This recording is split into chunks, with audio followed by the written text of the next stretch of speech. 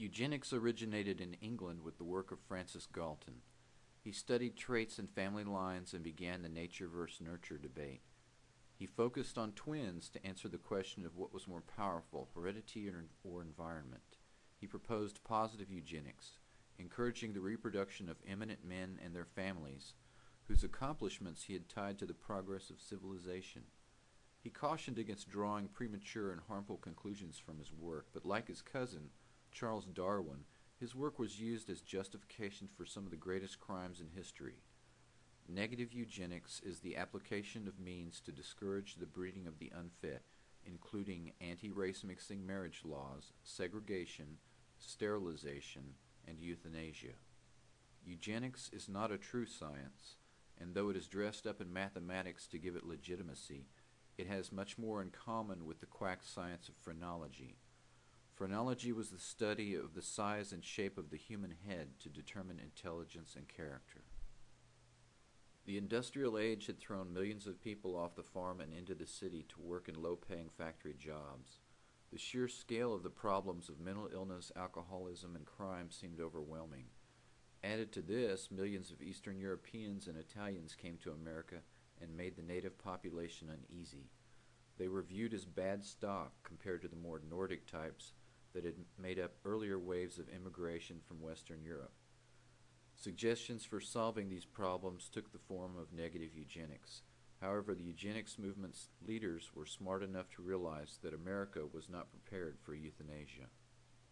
The eugenics movement took shape in America with the founding of the Eugenics Recording Office at Cold Spring Harbor Laboratory in 1910 by Charles Davenport, with money from the Carnegie Institution.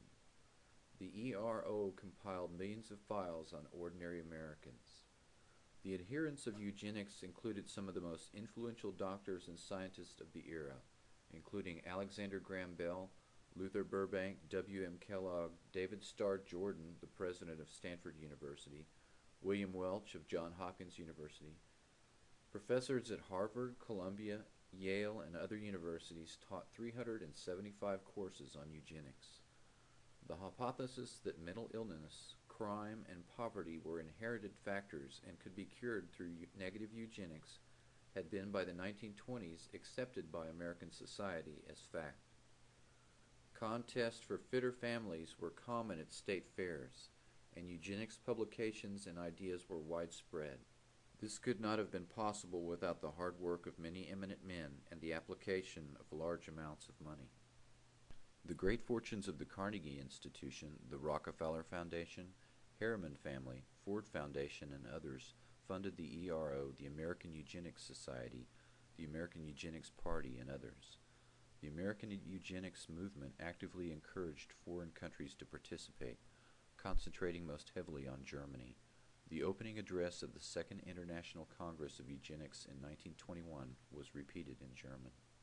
Only 3,000 people had been forcibly sterilized by the time the famous case of Buck v. Bell reached the Supreme Court.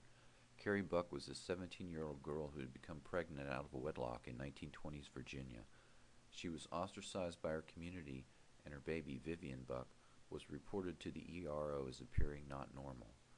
Carrie and her mother's files were examined.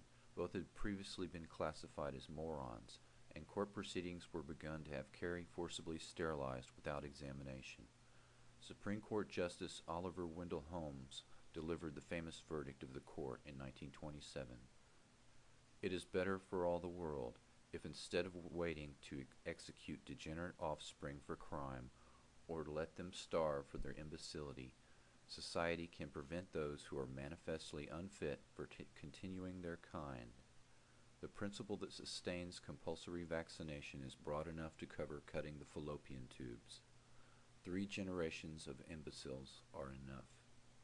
This decision validated Virginia's Eugenical Sterilization Act and set in motion the forced sterilization of 60,000 American citizens. Eventually, similar laws were passed in 33 other states.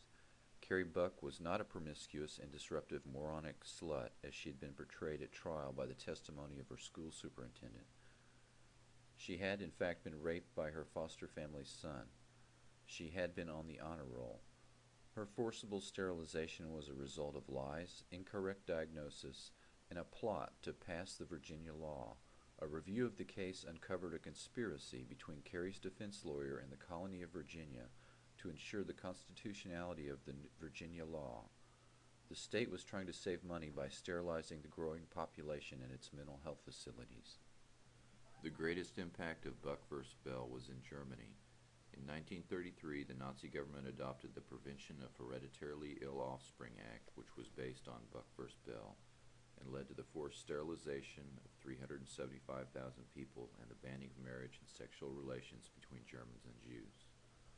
The Rockefeller Foundation funded the Kaiser Wilhelm Institute, including the work of Ernst Rudin, a leading psychiatrist who became an architect and prime director of the medical experimentation programs conducted on thousands of Jews, Gypsies, and others. American money also endowed the work of Ottmar Verschuer, who headed the Institute of Anthropology, Human Heredity, and Eugenics. He wrote in his Eugenics journal that Germany's war would yield a total solution to the German problem. Verschuer had a longtime assistant. His name was Joseph Mengele. On May 30th, 1943, Mengele arrived at Auschwitz. Verschuer notified the German Research Society. My assistant, Dr. Joseph Mengele, MD, PhD, joined me in this branch of research. He is presently employed as captain and camp physician in the Auschwitz concentration camp. Anthropological testing of the most diverse racial groups in this concentration camp is being carried out with the permission of SS Reichsfuhrer Himmler. Mengele began searching the boxcar arrivals for twins.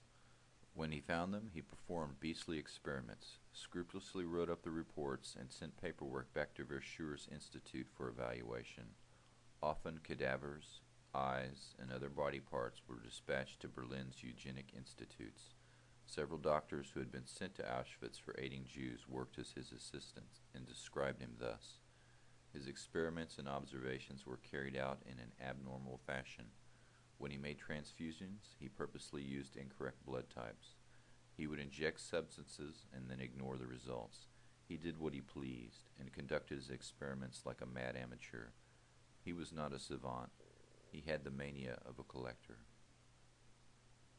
The toll of eugenics laws would fall heavily on non-Jewish Germans as well. The chronology of events is instructive. First, patients in German mental facilities were sterilized. Then it was decided to gas them. Carbon monoxide gas was used in the beginning but was discarded in favor of Zyklon B gas for reasons of economy and effectiveness.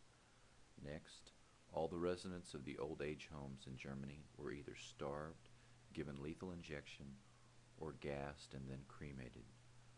Finally, German citizens who had physical disabilities, many quite mild or correctable, were euthanized. Between 50 and 100,000 German citizens were eventually killed. The program was referred to as a mercy death. However, nothing could be farther from the truth. Witnesses said that the floor, walls, and even ceiling of the gas chamber were stained with blood, vomit, urine, and feces.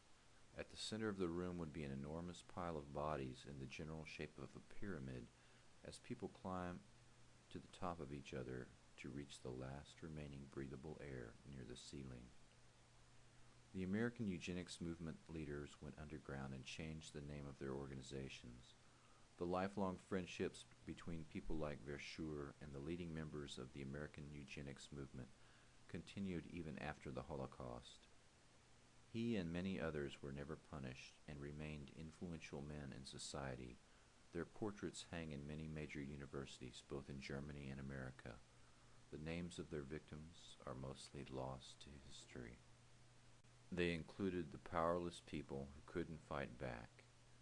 Carrie Buck's daughter died at the age of 8 due to an illness. In her short career, she had made the honor roll.